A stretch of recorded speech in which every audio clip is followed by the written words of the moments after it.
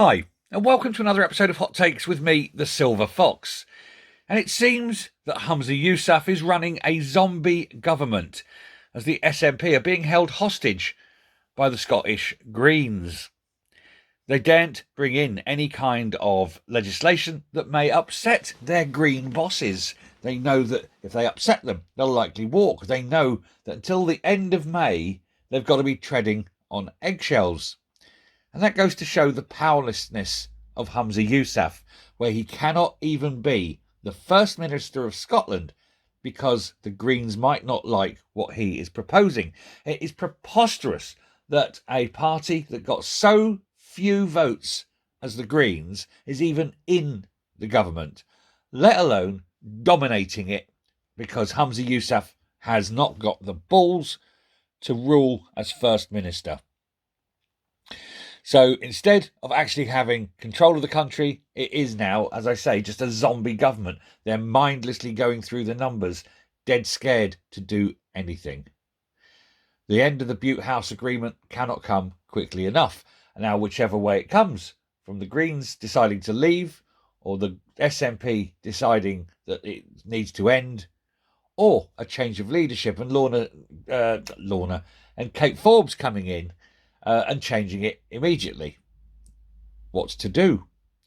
But it is typical that yesterday, when the First Minister's flagship justice reforms only barely made it through the first stage of debate, and there's no guarantee, of course, that it will make it through the second. Now that the rebellion has been shown to be so strong, many will gird their loins in the second stage and vote against it there. People who have only abstained the first time may vote directly against the second.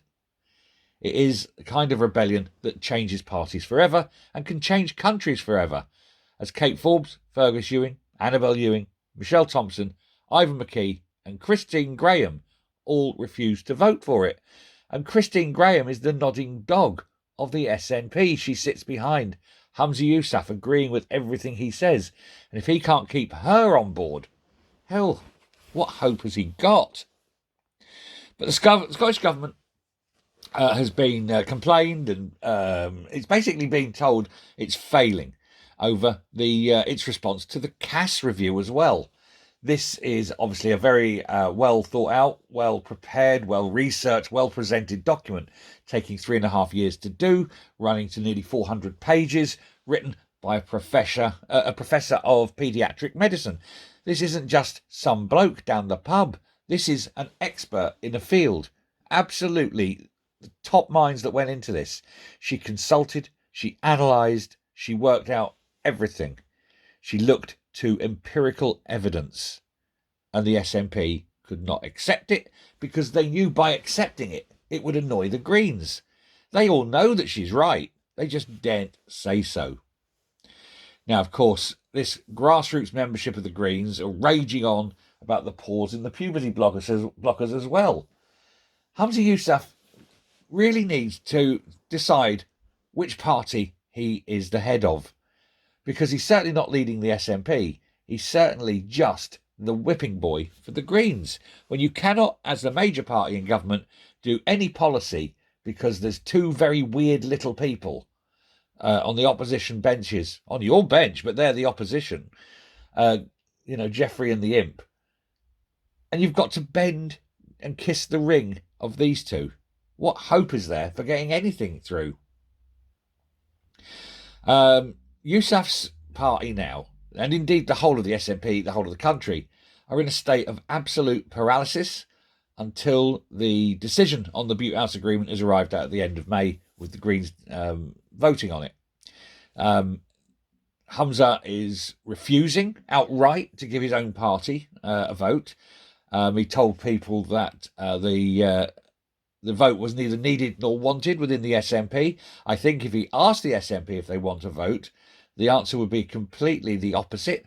Many in the Nats definitely want to vote. They want to say on this. There's many now coming out right and saying, no, we must end it. That's from within the SNP. So his claim that it's not wanted or needed is him saying about himself, he doesn't want it, he doesn't need it. But I think he'll find that it will eventually come. There's little he can do about it.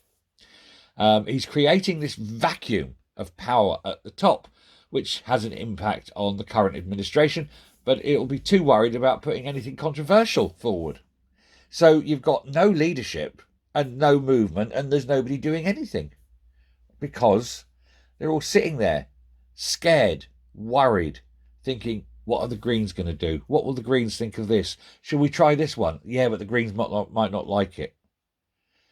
Scotland cannot afford to endure weeks of this zombie government while Greens sit around on their collective tofu-eating, tree-hugging arses wondering what the future of their pact with the SNP will be. It's quite unacceptable. And this coalition of chaos has been nothing but a complete and utter disaster for Scotland. And it is a measure of how painfully weak Humza Yousaf is, that now he, as supposedly the FM of Scotland, is totally under the thumb and dependent on the whims and decisions of a very tiny party, led by a very tiny man. If he had any balls, he would cut the Bute House lifeline right now. He'd just go bang, off. Don't even worry about a vote, he'd say. Out you go. Back to your backbenches. Give up your 100,000 a year job.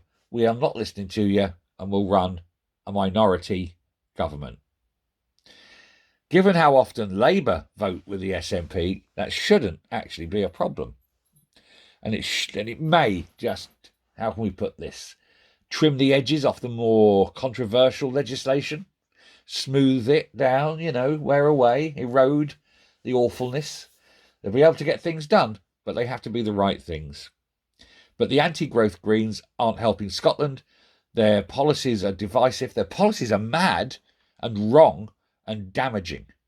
And Scotland needs to get rid of them and try and build itself up, not tear itself completely down. Need to stop bending the knee to the Greens and kick them out.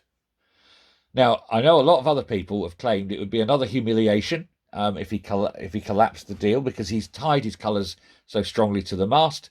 But to be honest, it's too late. He's already humiliated. He's humiliated by the fact that he's shown to be spineless and weak and vacillating. A man not fit to lead a country, not fit to tie Nicola Sturgeon's shoelaces. For although I loathe her with every ounce of my being, she herself was a leader. He most definitely isn't. And he's got no credibility, or no authority, no instinct, no political nous. He's got nothing. And it's time he went, and it's time he kicked the Greens out. And it's time Scotland turned inward to itself, looked to a party that has leaders that care, leaders with balls, leaders who are not overly concerned with independence, but concerned with improving the lives of Scots across the whole of the country. Thanks very much for listening. Take care. Goodbye.